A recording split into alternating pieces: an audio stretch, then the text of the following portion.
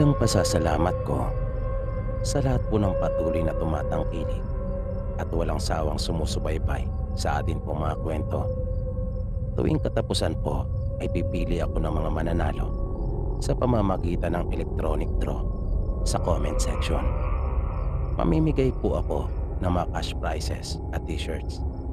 Kaya patuloy nyo lang po subaybayan ang ating mga kwento. Huwag po kalimutang mag-comment, paki-share na rin po at mag-iwan ng like. Maraming salamat po.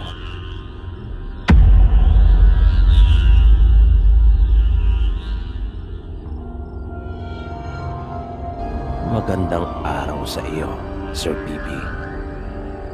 Tawagin mo na lang ako sa pangalang Irene. Gusto ko sanang ibahagi sa inyo yung kwento ng nanay ko sa amin noon. Ipinanganak at lumaki po kasi ang nanay namin sa probinsya. Taga Visayas po sila. At nung mga bata pa kami, ay madalas siyang magkwento sa amin tungkol sa mga naranasan nila noon. Bali 7 po silang lahat na magkakapatid. At pangatlo ang nanay namin. Nang magdalaga siya, yung panganay nilang kapatid ay nag-asawa na. Kung kaya sila ng Kuya Arnulfo niya ang inaasahan na lang ng kanilang mga magulang sa halos lahat ng gawain, mapa sa bahay man o sa bukid. Kabilang na sa mga gawain nila noon yung pag-iigib ng tubig at pangangahoy. Ganon din yung pagbibilad ng palay at pagbabayo. Ang sinundan ni nanay na si Tio Arnulfo ay nakakatuwang naman ang kanilang ama sa pag-aararo. Minsan, isang tanghaling tapat, ay narinig ni nanay ang kanyang ina na inutusan siyang baliktarin yung binilad nilang palay. Kasalukuyan niya noong sinusulsihan yung mga damit ng kanilang kapatid na may mga sira at punit. Nang marinig niya yung boses ng kanilang ina, ay dali-dali siyang tumayo at tumalima. Binitiwan niya na kagad yung kanyang ginagawa at pinuntahan yung kanilang mga ibinibilad. Pagdating niya doon, ay mabilis niyang binaliktad yung mga palay. Maya-maya pa, ay bigla na lang siya nakarinig ng mga pagdagundong. Paglalarawan ni nanay ay para iyong malalaking bato na gumugulong pababa. Ang bahay kasi nila noon ay nasa paanan ng bundok. Ngunit bagaman malaki yung bundok na iyon, ay hindi naman matarik. Dahil doon ay biglang napatingin si nanay sa itaas at mabilis na itinigil yung kanyang ginagawa. Pero wala naman siyang nakita. Ngunit dahil sa nakakakilabot na tunog na iyon, ay napatakbo pa rin siya papasok ng kanilang bahay. At grabing kaba umano ang kanyang naramdaman noong mga oras na iyon. At naalala rin niya na wala palang kanilang ina pagkat nasa bukid ito kasama ng kanilang ama at Kuya Arnulfo nila. At iyon ang unang pagkakataon na nakaranas si nanay ng kakaibang pangyayari. Ang sunod na naranasan ni nanay ay nang minsang nag-iigib siya ng tubig. Ang kanila kasing iniigiban ay sa ilalim ng isang matabang puno. Katamtaman lang umano yung taas ng puno pero malaki ang katawan nito na hindi kayang yakapin ng 3 tao at napakatagal na ng punong iyon. Sa ilalim ng puno ay naroon yung bukal. Bali lumalabas ang tubig doon sa mga ugat nito na ang tawag sa kanila ay tubod. Kaya yung puno ay tinatawag na tuburan. Pagkakwento pa ni nanay, hapon na nung mga sandaling iyon.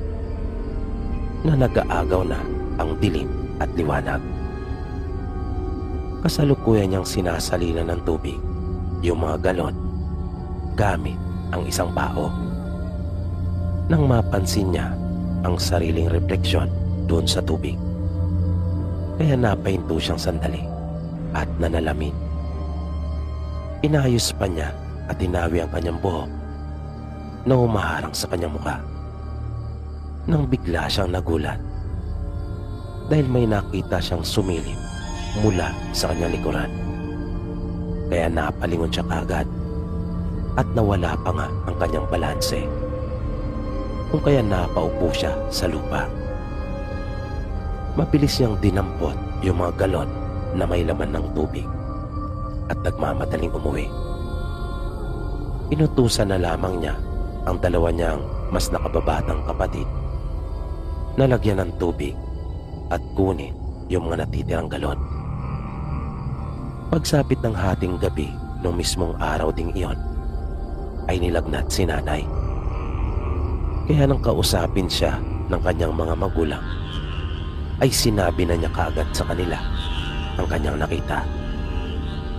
Kaya tinawag nila ang lolo nila nanay at sinuri siya. Nag-alay sila ng puting manok doon sa may puno. At doon palang mabilis na gumaling si nanay matapos iyon. Ang isa pa sa mga natatandaan kong kwento ni nanay ay nang magkayayaan sila ng kanilang mga kamag-anak na maligo sa dagat.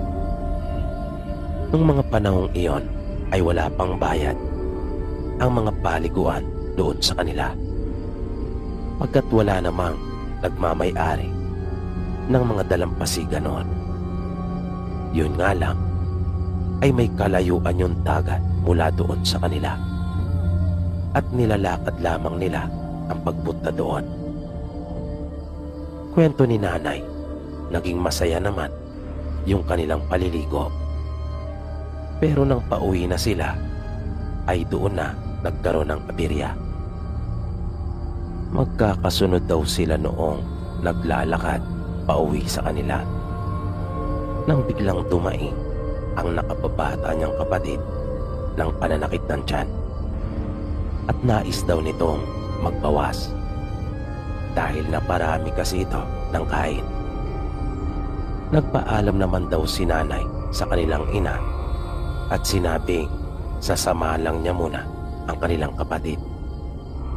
Tumango naman ang kanilang ina at sinabing sumunod na lang sila.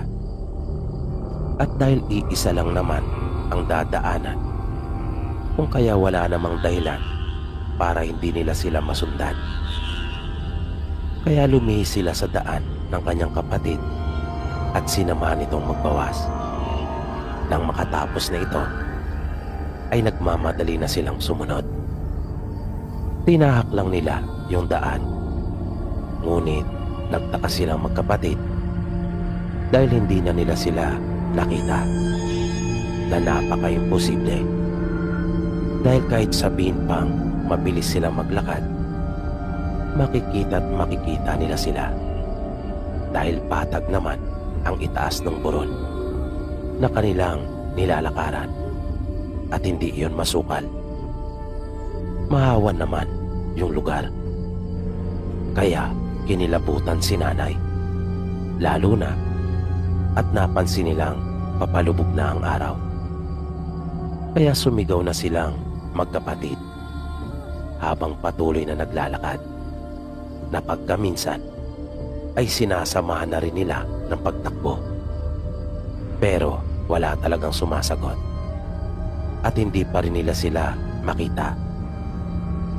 Hanggang sa yung dinaraanan nila ay unti-unti nang naging madilim at masukal. At nakaririnig na silang magkapatid ng mga nakakakilabot na tunog na dahil doon ay parang ayaw na nilang magpatuloy pa.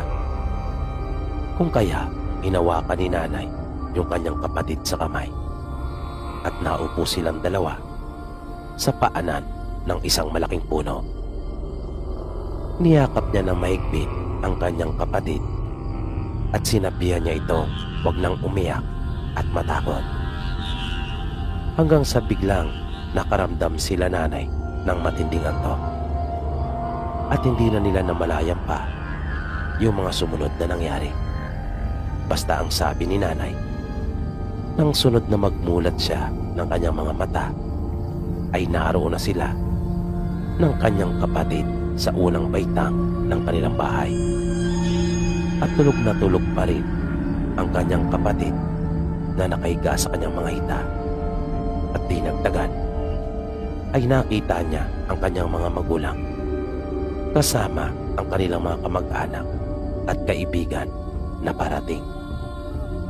May mga dala silang sulo at aladin, at nang makita sila ay gulat na gulat ang mga ito na ang sabi ay hinahanap nila sila. Wala namang ibang masabi si nanay sa kanila kundi ang ikwento kung ano ang nangyari sa kanilang magkapatid.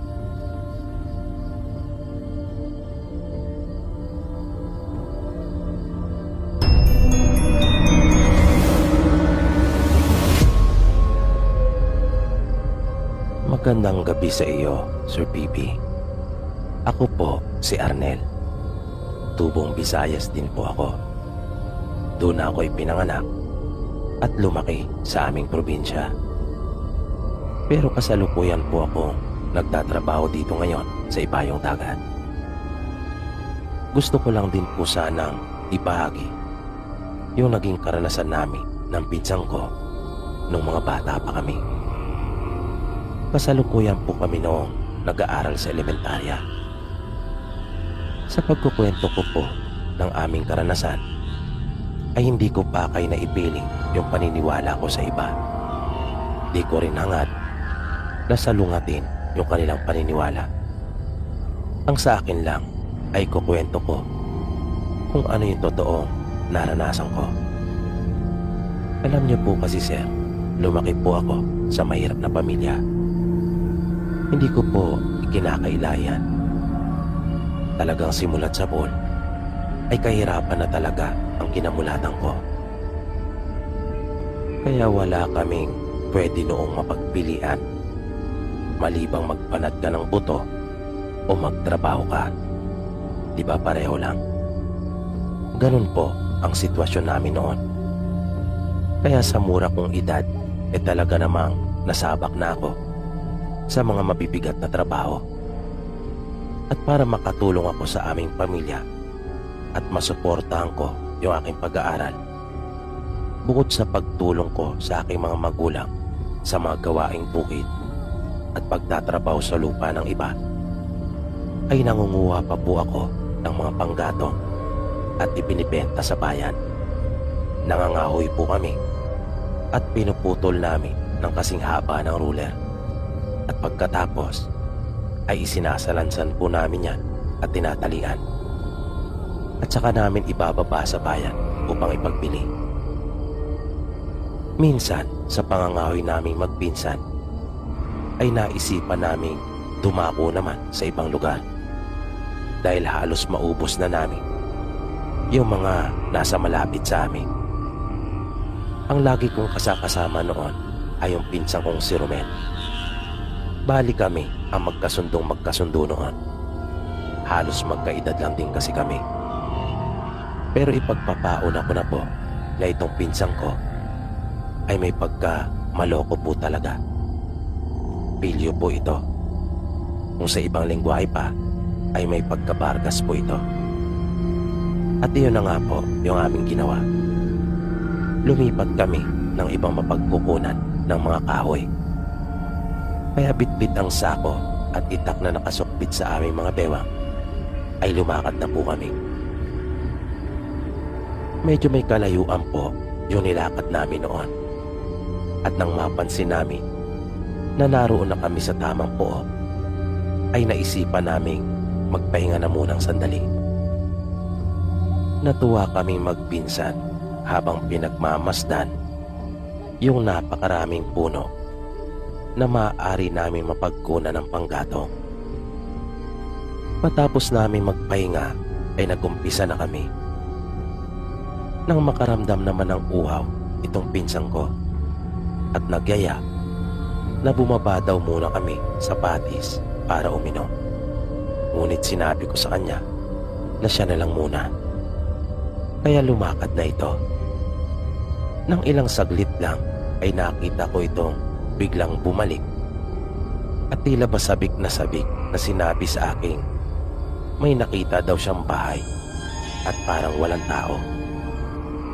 Na mayroon palang bahay doon lang malapit sa aming kinaroroonan. Bali nasa kabilang panig lang iyon. At dahil sa napaisip din ako, kung kaya sumunod ako sa kanya at nakita ko ang mayroon doong isang kubo. Pero binalaan ko na kaagad yung pinsang ko na kung may iniisip siyang masama ay wag na niyang ituloy. Pero sabi niya sa akin ay makikiinom lang daw siya dahil mukhang malayo pa raw yung patis mula dun sa aming kinaroroonan. Kaya akin siyang binantayan. Tiningnan ko siya kung ano talaga ang kanyang gagawin. Nakatayo lang ako sa may gawing itaas habang bumaba siya papunta doon sa may kubo. Hinihintay ko itong tumawag at magtaupo.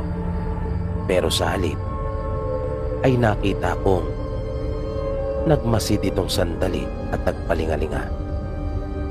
At bigla nitong idinikit ang kanyang muka sa pawid na dingding ng kubo. Bigla siyang sumilip doon. At pagkatapos ay bigla ako nitong kinawayan na tuwang-tuwa. Dahil doon ay nagmamadali naman akong bumaba papunta sa kanya upang alamin kung ano yung dahilan ng kasiyahan nito. At nagulat ako sa aking nakita. Matapos kong sumilip doon sa butas na bahagi ng dingding, nakita ko ang isang babae na napakaganda ng kanyang kutis. May mahabang buhok ito na tuwid na tuwid at ito ay ubod-ubad na nakaupo ngunit nakatalikod sa amin. Habang nakikita ko yung kanyang mga kamay na nagsasalitan sa paghima sa kanyang braso at iba pang parte ng kanyang katawan na para bang may ipinapahid. Nang bigla na lamang itong natigilan sa kanyang ginagawa na tila ba nakiramdam siyang sandali. Kaya kahit yung paghinga naming magpinsan ay pansamantala naming pinigilan at amin na munang inalis yung pagkakasilip namin doon. Pero nang maramdaman namin na po pwede na uli ay nag-uunahan pa kaming magpinsan na sumilip. Ngunit kapwa kami nagulat nang makita namin yung nakakatakot na itsura noon na nakatapat na sa mismong butas. Napasigaw talaga kami pareho ng pinsang ko dahil sa matinding pagkagulat pagkat hindi namin iyon inaasahan. At kung kanina ay nag-uunahan kami sa pagsilip, nung puntong iyon naman ay nag-uunahan na kami sa pagtakbo at pag-akyat kung saan kami galing.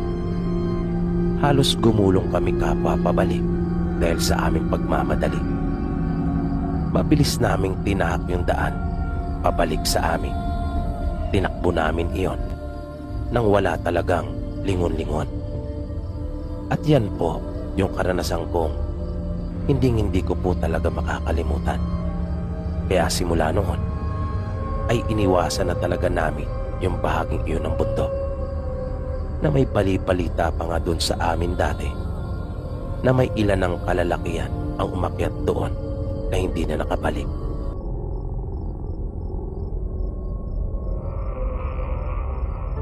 Magandang gabi po sa iyo, Sir PB. Ako po, si Ruben. Isang OFW at lagi pong nakikinig sa inyong mga kwento. Nais ko lang po sanang ibahagi din sa inyo yung naranasan ko nung binata pa po ako. Sa probinsya po kasi ako ipinanganak at lumaki. Minsan, nang dumalo po kami sa isang kasiyahan, pagkat mayroon pong ikakasal na kababaryo po namin, ay nakaranas po kami ng isang nakakatakot na pangyayari. Sa amin po kasi, bago yung mismong araw ng kasal, ay may itinaraos na kasiyahan kung saan ay mayroon pong sayawan at kaunting kainan. Bali 3 po kaming pumunta noon. Ang nakababata kong kapatid na si Marlon at isang pinsan namin na si Randy. Ang pinagdausan po noon ay sa bahay ng babaeng ikakasal at nasa bukid po iyon, na kapag aking naaalala ay namamangha talaga ako, pagkat kahit ganong kahirap sa amin noon ay nagagawa pa rin pong maidaos ang sayawan kahit pa nasa bundok, na noong mga panahong iyon ay wala pang ang kuryente, pagkat bundok po talaga, na yung ginagamit kapag may mga okasyong katulad noon ay baterya ng sasakyan, kung minsan naman ay maliit na generator. Yun na ang magbibigay ng kuryente para sa mga kasangkapang ginagamit sa sayawan at para mapailaw ang mga bumbilya. At kahit medyo makabago na noon, dahil dekada 90 na nang mangyari ito, ay gumagamit pa rin ang mga tao sa amin ng Petromax para makapagbigay ng karagdagang liwanag. Nang nasa sayawan na po kami, nakita namin doon ang ilan naming mga kakilala na dumalo rin. At hindi na kami nagtaka pa, pagkat inaasahan na namin iyon. Pero maraming naroon na hindi namin mga kakilala, na naisip namin marahil ay mga kamag-anak iyon nung lalaking ikakasal.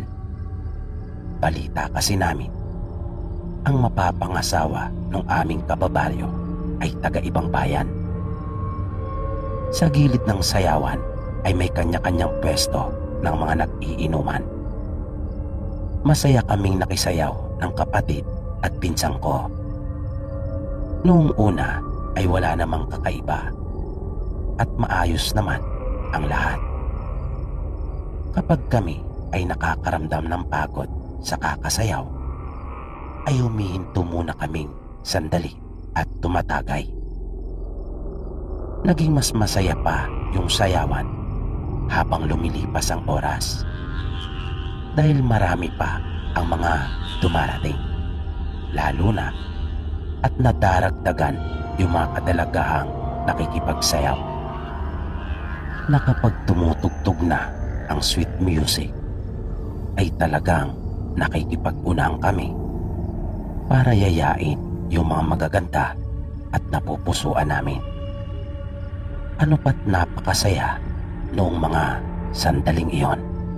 Kaya lang, habang lumalalim ang gabi, ay lalo pang nagkakarami ang mga tao, na mas marami pa ang dumarating at nadaragdag kaysa mga umuwi. At para bang hindi tumitigil ang patuloy na pagdagsa ng mga tao, na ang karamihan na ng mga naandoon ay hindi na namin mga kilala. Nung una ay amin pang binaliwala yon, dahil ang buong akala namin ay nataon lang marahil na maraming kakilala at kamag-anak yung mga ikakasal, kung kaya nagpatuloy lang kami sa aming pakikipagsayawan, na wala kaming kamalay-malay na mayroon na palang kababalaghang nagaganap. Lumipas pa ang ilang oras, na sa aking tansya Noong mga panahong iyon ay mga mag-alauna na ng umaga. Kaya naisip kong yayain na yung kapatid at pinsang ko na umuwi. Lumipas pa ang ilang oras na sa aking tansya noon ay mga mag-aalauna na. Kaya naisip kong yayain na yung kapatid at pinsan ko na umuwi. Nung mga sandaling iyon ay nakikipagsayawan pa rin silang dalawa. Nang lalapitan ko na sila para yayain, ay bigla namang nagkaroon ng komosyon. Nagulat ako pagkat ang sangkot ay yung pinsa namin at nagkakagirian na. Agad akong lumapit at umawat. Base sa narinig ko, nasagi umano ng pinsan ko yung babaeng kasayaw ng lalaki at hindi man lang umano humingi ng paumanhin. Namariin naman iyong itinanggi ng pinsan namin. Wala daw siyang nasasaging sinuman. Dahil doon ay agad kong naisip na marahil ay gumagawa lamang sila ng dahilan na maaaring may pinaplano lang talaga silang masama sa amin. Kaya para hindi na humaba pa yung usapan at tuluyang mauwi sa gulo, ay hinila ko na ang kapatid at pinsang ko. Ako na rin ang humingi sa kanila ng paumanhin. Ngunit habang papalayo kami, ay naririnig ko pa rin yung pagmumura ng mga ito. At tila ba galit na nagbabanta pa. Kaya sinabihan ko ang mga kasama kong magmadali na pagkat argabyado kami sa dami nila. Nang binabaybay na namin yung daan pauwi sa amin, ay bigla na lang kaming may naramdaman.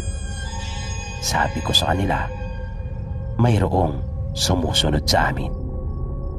Kaya sinabi kong mas bilisan pa namin ang ginagawa naming paglalakad.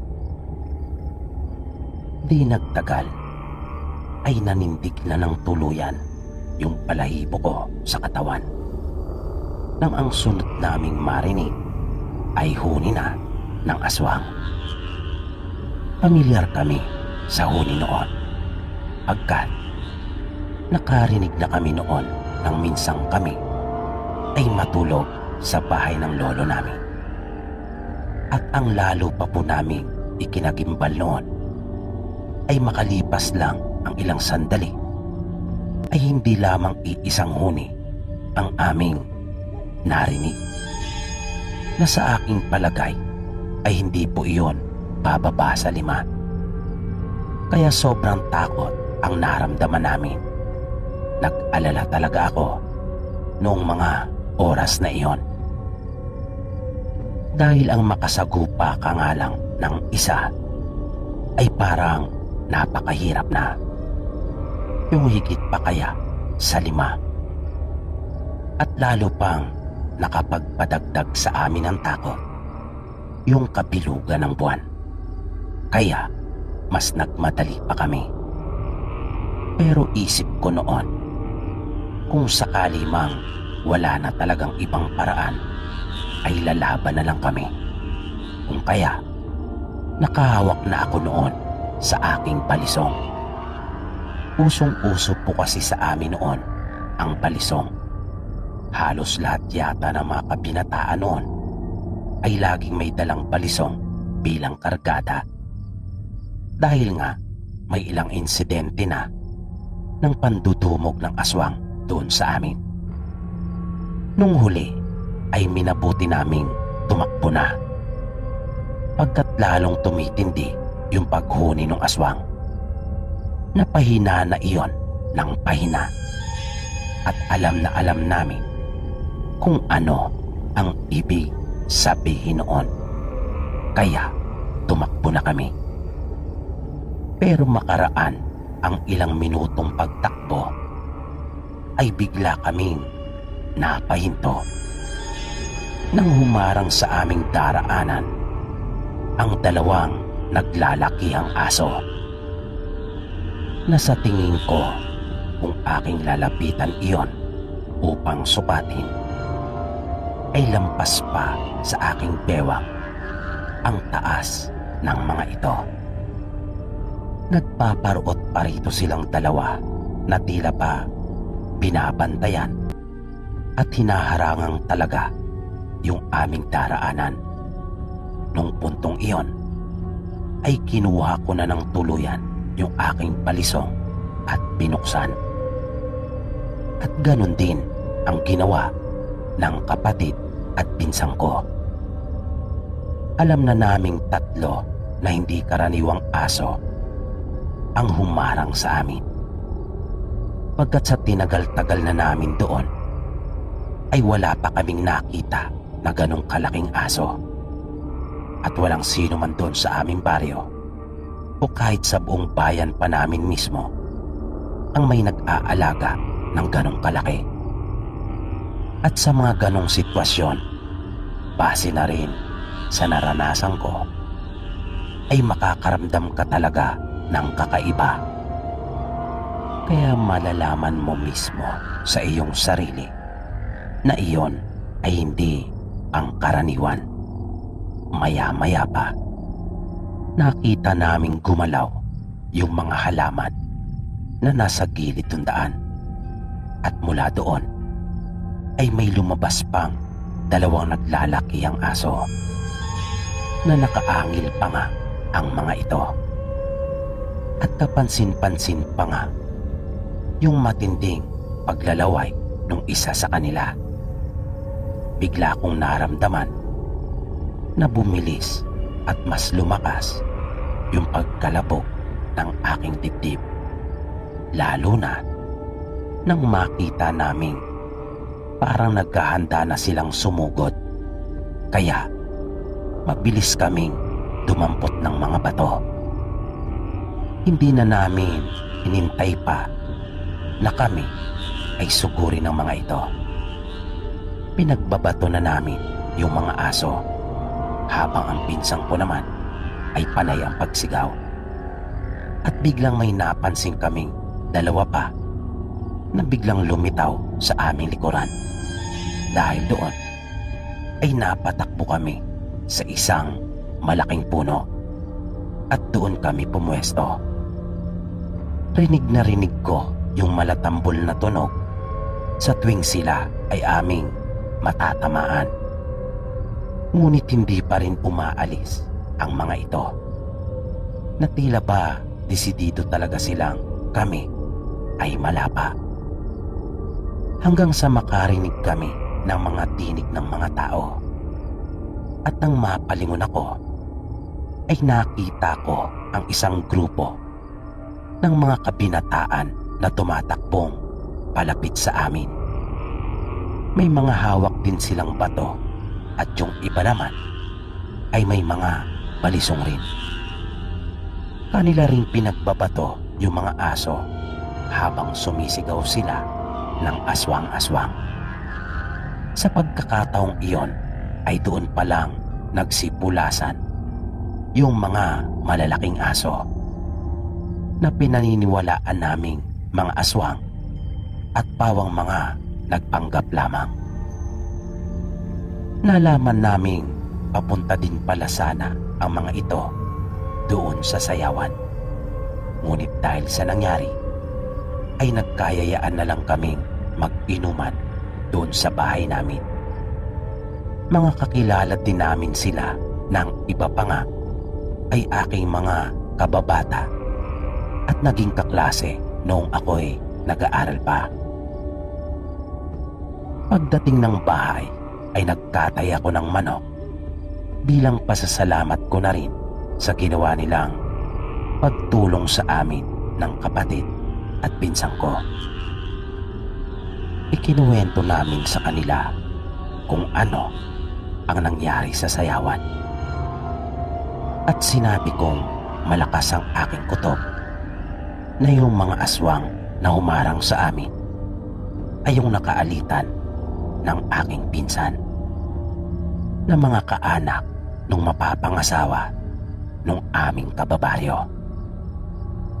Kumalat sa baryo namin ang nangyaring iyon. Nung huli nga ay lalo pang napatunayan na tama ang aming hinala na may lahing ang aswang yung angkan nung napangasawa ng aming kababaryo. Nang makarating sa amin ang balita na nakikita na raw itong nasa silong ng ibang bahay doon sa ibang bayan. Dinala na kasi ito at doon na nanirahan sa bayan ng kanyang napangasawa. At ang paniwala ng marami ay hinawaan na rin ito.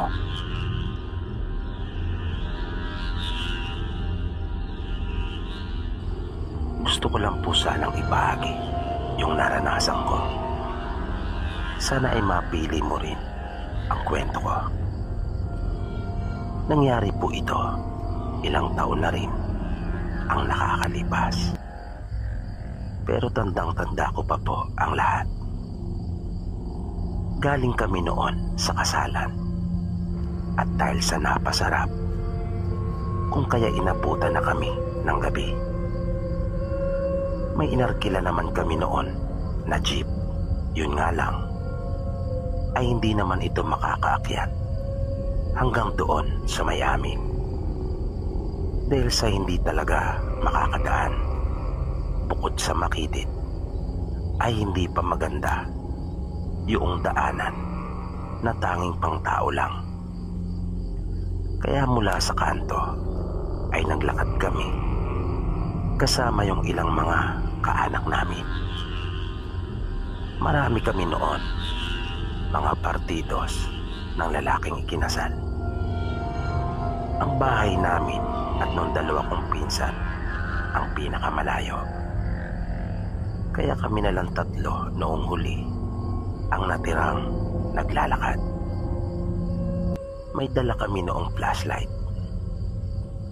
Habang nasa daan ay pinag-uusapan namin yung mga nangyari doon sa kasalan. Nang bigla na lang humuni yung aswang. Kaya natahimik kaming tatlo at kinabahan. Nagmadali kami sa aming paglakad. Nung mga sandaling iyon ay nararamdaman namin nasa paligid lang ito. Dahil patuloy naming naririnig yung kanyang paguni. Medyo nakahinga lang kami ng maluwag nang matanaw na namin yung bahay ng mga pinsang ko. Sa takot ko ay hindi na ako dumiretso pa nang uwi sa amin. Nakiusap ako sa kanila na kung maaari ay doon na muna ako matulog. Nagpahinga muna kaming sandali. Pagkatapos ay inihanda na rin namin yung aming higaan. Dalawa ang kwarto sa kanila. Isang tipikal lang na bahay sa probinsya. Nasa kabilang kwarto ang kanilang mga magulang at parehong nagpapahinga na. Nang nakahiga na kami habang nagpapaantok, ay nagkwentuhan pa muna kaming magpipinsan. Pero may napansin ako. Kaya pinatahimik kong sandali silang dalawa. At tama nga ang aking narinig. Huni iyon ng aswang. At sinundan kami hanggang sa kanilang bahay. Kinabahan ako, pero hindi katulad noong nasa daan pa kami. Naisip ko kasing kahit naman paano ay ligtas kami sa loob ng kanilang bahay. Biglang tumayo yung pinsan ko at kanyang siniguradong nakasara yung bintana. At nang masiguro niyang nakasara iyong mabuti, ay nagmamadali na rin itong nahiga sa tabi ko. Napapagitnaan kasi nila akong magkapatid noon. Sila ang kasundo ko sa lahat kong mga pinsan Siguro dahil sa sila ang katubo ko. Kaya nga ang bansag nila sa aming lugar ay 3 Maria. At dahil nga sa paghuni na iyon ng aswang, kaya lalo kaming hindi na nakatulog. Doon kasi sa amin ay pinaniniwalaan talaga ang mga aswang. Dahil marami na ang nakaranas at nakakita sa mga ito. Ayon sa aming mga lolo at lola, nagsimula ang aswang doon sa amin nang mapapalitang may dumaong na isang barko na naglululan ng mga pamilyang aswang na hindi malinaw sa kanila kung saan galing ang mga ito. Basta bigla na lang sumulpot doon sa bayan namin. At simula nga noon ay marami na ang napabalitang mga kababalagan at mga pangyayaring may kinalaman ang mga aswang. Kahit mga nakahiga na kami noong mga oras na iyon, ay sinikap naming hindi talaga matulog. Ayaw pa rin kasi tumigil ng aswang na aming naririnig. Napakiramdam naming 3 ay tsumitsyempo lamang ito. Yung tipong nag-aabang ng tamang pagkakataon para isagawa yung masama niyang balak sa amin. At makaraan ang ilang sandali ay naramdaman naming lumundo yung balayan ng kanilang bahay, na masasabi mo talagang mayroong dumapo doon sa bubong. Sa mahinang tinig ay sinabi ko sa isa kong pinsan na si Ina na kanya nang hipan yung lampara para kung sakali man ay hindi niya kami kaagad makita. At umalis kaming 3 doon sa katre. Kinuha din namin yung isinapi namin doon at inilagay sa ilalim. Pumasok kami at doon nahiga.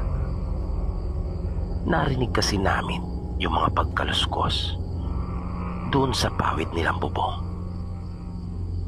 At sa unang pagkakataon, Sir Bibi, nakita ko yung mapupulang mata ng aswang na sumilip mula doon sa butas na kanyang ginawa. Nakita ko iyon sa siwang sa pagitan ng sahig ng katre. Pulang-pula iyon na para talagang nagbabaga. Kaya totoo po yung mga narinig kong kwento dito sa inyo na sinasabi ng mga sender nyo, dahil naranasan ko mismo. Yung aswang na nakita ko ay ganon ang kanyang mga mata. Madali naming napansin iyon dahil sa tanging iyon lang yung nagliliwanag sa gitna ng dilim. At nalaman din namin na matindi talaga ang pagnanais nito na maisagawa yung kanyang balak sa amin. Napakiramdam ko talaga ay para bang takam na takam siya sa aming 3 magpipinsan. Dahil makailang ulit pumatak yung kanyang laway sa sahig ng katre. Nanatilamsikan pa ako sa may pisngi. Natatandaan kong sabi ng mga matatanda sa amin, kapag nalagyan ka nito sa tenga o di kaya'y sa bibig, ay kanila kang mahawaan ng pagkaswang. Kung kaya, itinikom kong talaga yung bibig ko noong mga oras na iyon. Sinabihan ko rin yung 2 kong pinsan na sina Ina at Clara ng pabulong. Inabutan kami ng halos kalahating oras sa ganong posisyon. Anong huli ay parang susuko na ako dahil sa nahihirapan akong huminga sa sobrang sikip naming 3 na nagsisiksikan doon Di nagtagal ay parang may batong tumama doon sa bubong na nasundan pa ng isang pagputok at bigla nang nawala yung mga matang mapupula na nasa itaas na para bang nagmamadali yung umalis. Maya-maya ay nakarinig kami ng mga boses at napansin naming may tumatawag doon sa labas. Ilang saglit lang ay narinig naming umupo na yung tatay ng mga pinsang ko. Palatandaan, nagising na ito. At narinig namin nagsalita ito at nagtanong kung sino raw yung mga taong nasa labas. Nanatili lang kaming nakikiramdam pa rin at hindi kumilos. Hanggang sa maramdaman naming pinapasok na ng chewing ko yung mga tao. Kung kaya, bumangon na rin kami at sinindihan ng isa kong pinsan yung lampara. Narinig namin nagkukwentuhan sila at isinusumbong ng isang lalaki na mayroon daw silang nakitang aswang na nasa itaas ng bubong. Kung kaya, kanila raw binato at pinaputukan ng baril nilang de bomba. Narinig naming tinawag kami ng tatay nila Ina. Kaya lumabas na kami. Nang magtanong sila sa amin tungkol doon, ay ikinuwento namin na totoo nga ang kanilang sinasabi. Dahil gising pa kami at nagtago sa silong ng katre. Sinabi pa namin na sa daan pa lang ay narinig na namin yung aswang. At tila matindi talaga yung pagnanais. Kung kaya hanggang sa bahay ay sinundan kami. Nalaman namin na manunulo pala ang mga ito. Mga taga-kabilang baryo sila. Pinagkape na muna sila ng chewing ko. Nakinig kaming tatlo sa mga kwentuhan nila habang nagkakape. Yung pinakamatanda sa tatlong lalaki ay maraming ibinahaging mga karanasan tungkol sa aswang. At may ipinakita pa siya sa amin na isang bagay na ayon pa sa kanya ay pangontra niya raw iyon sa aswang. Habang patuloy na nagkukwento yung lalaki, ay bigla akong naalala ang tungkol sa mga laway noong aswang. Nagka-interes naman ang mga ito na makita iyon. Kaya humingi sila ng pahintulot sa chewing ko kung pwede ba raw pumasok sila sa silid upang matingnan. Sama-sama kaming pumasok doon sa kwarto at napapulalas yung nanay nila Clara nang kanyang makita yung laway. Inilapit ng lalaki yung bagay na kanyang ipinakita sa amin. At sa maniwala kayo at sa hindi, ay bigla na lang kumulo yung laway ng aswang. Bumubula-bula iyon hanggang sa umusok at unti-unting naging aso na sumama sa hangin. Namangha kami sa aming nakita. Noon pa lang ako nakakita ng ganon. At sigurado akong ganon din yung buong mag-anak nila Ina at Clara. Matapos iyon ay nagsalita yung lalaki at sinabing walang dudang aswang nga talaga yung nasa bubong na kanilang pinato at pinaril. Bago sila tuluyang umalis, ay nagpaalala pa ito sa amin at sinabing maging maingat kami. Dahil sa babalik pa umano yung aswang na iyon. Sapagkat napigilan ito sa masama niyang plano. At higit sa lahat, ay kanila raw itong nasaktan at nasugatan. Kung kaya siguradong gaganti umano ito. Nang mapatingin ako sa aking chewin, ay agad kong napakas yung pag-aalala sa kanya, na napansin rin pala iyon nung lalaki. Kaya may kinuha pa ito sa kanyang bag at iniabot niya iyon sa chewing ko. Kanyang sinabing makakatulong iyon para malaman kung mayroong aswang na nasa paligid. Lana iyon na nakalagay sa isang maliit na bote. Sabi ng lalaki, kukulo ang langis na nasa loob kapag mayroong aswang, na kahit konti na lang ang laman nito ay aapaw pa rin. Nang tuluyan na silang magpaalam, ay nagpasalamat kami sa kanila.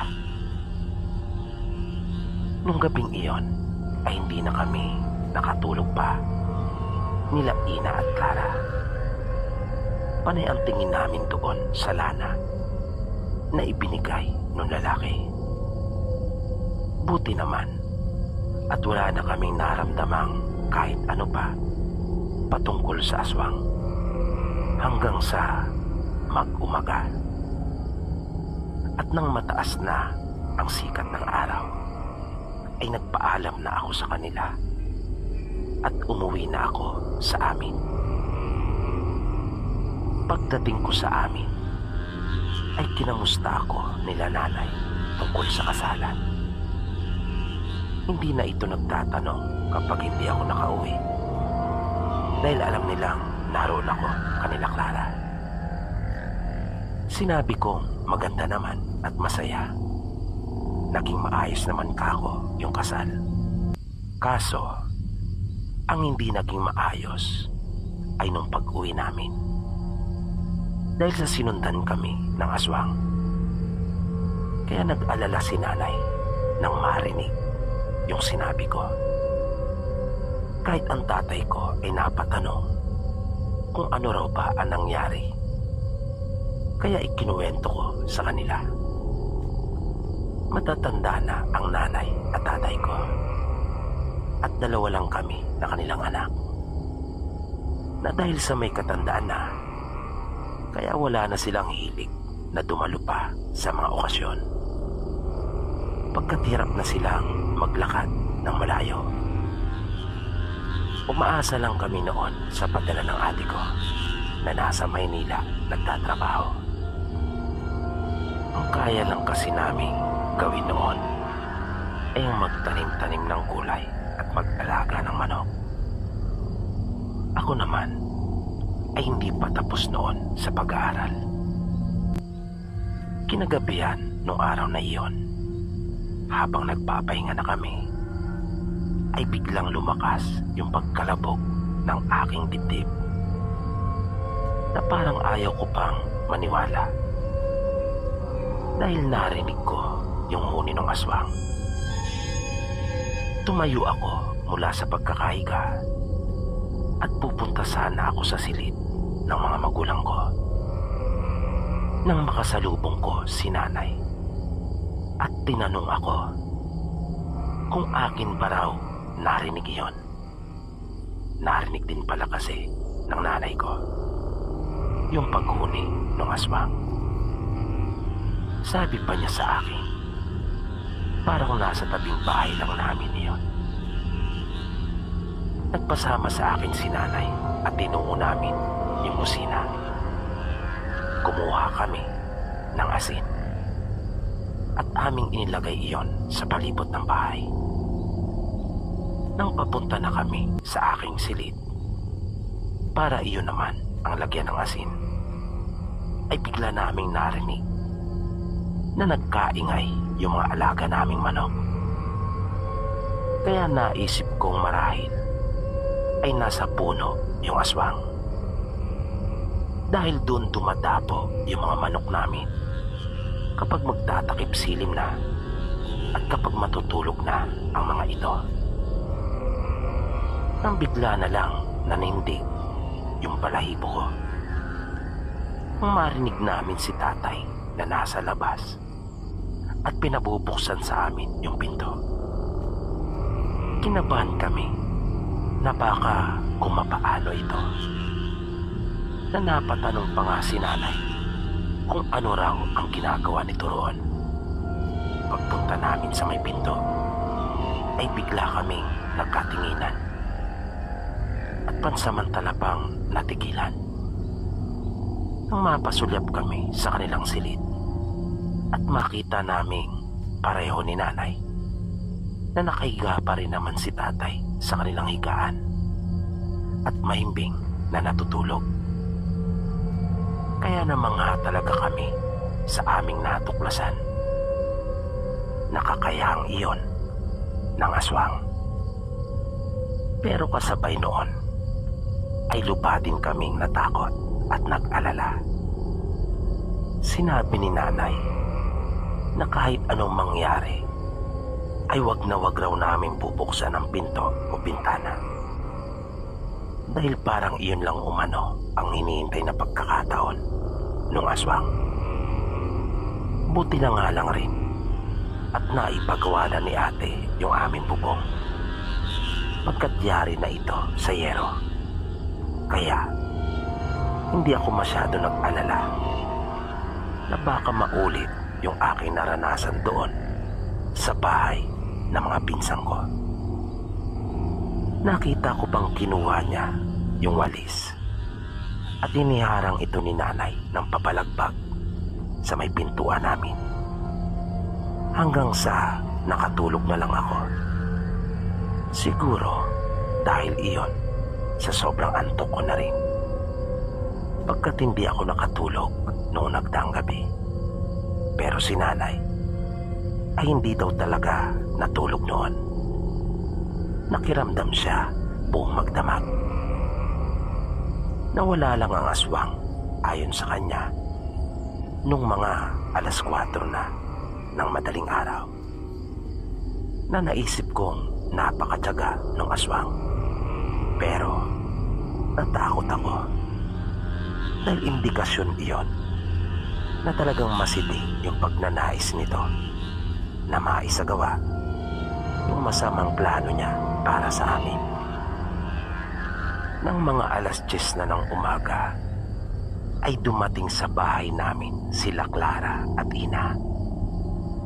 Agad nilang ikinuwento sa akin na binalikan sila ng aswang at hindi lang umano isa kundi 2 pa. Na dahil sa sinabi nilang iyon ay lalo akong nag-alala. Aking sinabi rin sa kanila na mayroon ding aswang na nagparamdam sa amin noong nagdaang gabi. Nagkatinginan silang magkapatid nang marinig ang sinabi ko. Kaya naisip naming marahil ay nagtawag pa ito ng kanyang mga kaanak dahil sa nasaktan ito ng mga mangangaso. Dagdag na sabi pa ng magkapatid sa akin ay wala raw tigil yung pag-awas nung langis sa lalagyan nito. At kanila pang ipinakita iyon sa akin dahil sa dinala nilang magkapatid. Nakiusap ako sa kanila na kung maaari ay makahingi ako ng kahit na kaunti. Dahil naalala ko yung sabi ng lalaki na kahit kaunti lang ay kukulo pa rin ito at aawas kapag mayroong aswang na nasa paligid. Kanila naman akong binigyan at inilagay ko rin iyon sa maliit na bote. Makailang ulit nangyari yung ganon sa amin, Sir Bibi. Halos ginabi-gabi nila kami. Hanggang sa isang araw, habang naroon sa aming bahay, sila Clara at Ina, ay may dumating na isang babae na hindi pa naman masyadong katandaan. Kasalukuyan kami noon nagmemeryenda ng nilagang saging habang nagkukwentuhan. Sabado noon, tandang-tanda ko. Nang kausap ko na ito, ang sabi niya ay gusto raw niyang bumili ng kamoting kahoy. Naghahanap raw kasi siya dahil doon sa kanila ay mga walang tanim ang tao. Papakain niya umano iyon sa alaga nilang baboy. At kung mayroon rin umano kaming ipinibenta na baboy, ay kanya ring bibilin. Dahil sa nagbibenta rin sila ng karne nito. May ilang puno kaming tanim noon. Kaya tinanong ko siya kung ayos lang ba sa kanya kahit hindi ganoon karami. Pumayag naman ito at sinabing walang problema. Kaya pinatuloy ko siya at pinuntahan ko sila nanay para sila na ang makipag-usap doon sa babae.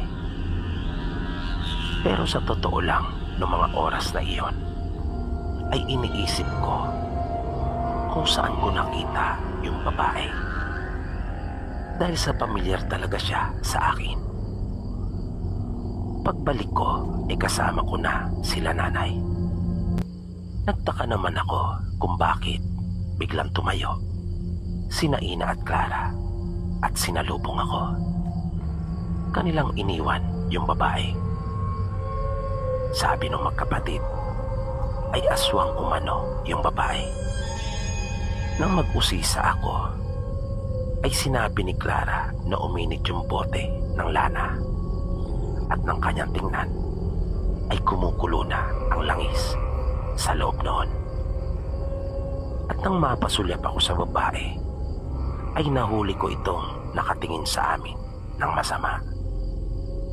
Nagduda na rin siguro ito tungkol sa kung ano ang aming pinag-uusapan. Pasimple kong dinampot yung walis at umikot kami sa bahay. Nakita naming kausap nila nanay yung babae.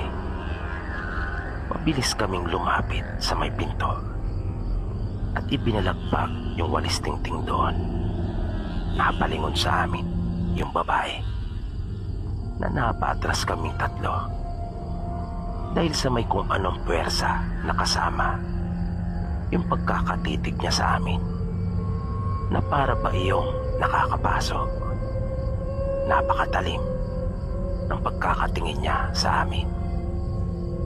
Nanaramdaman namin yung kanyang galit. Malakas na yung kutob naming magpipinsa noon na siya yung aswang na gumagambala sa amin. Napansin kaagad namin na parang hindi siya mapakali, na nakailang beses na itong nagpaalam pero hindi pa rin naman magawang umalis.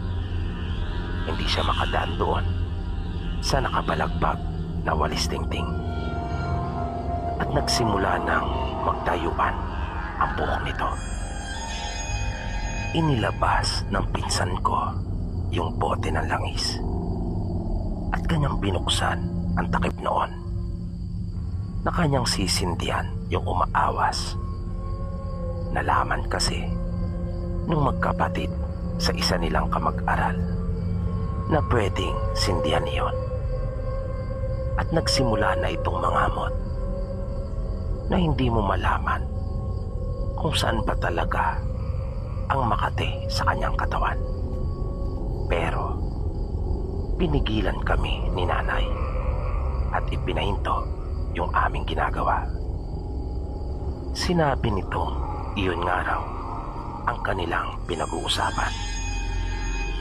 Ginamit lang pala ng babae na dahilan yung tungkol sa kamoting kahoy at baboy.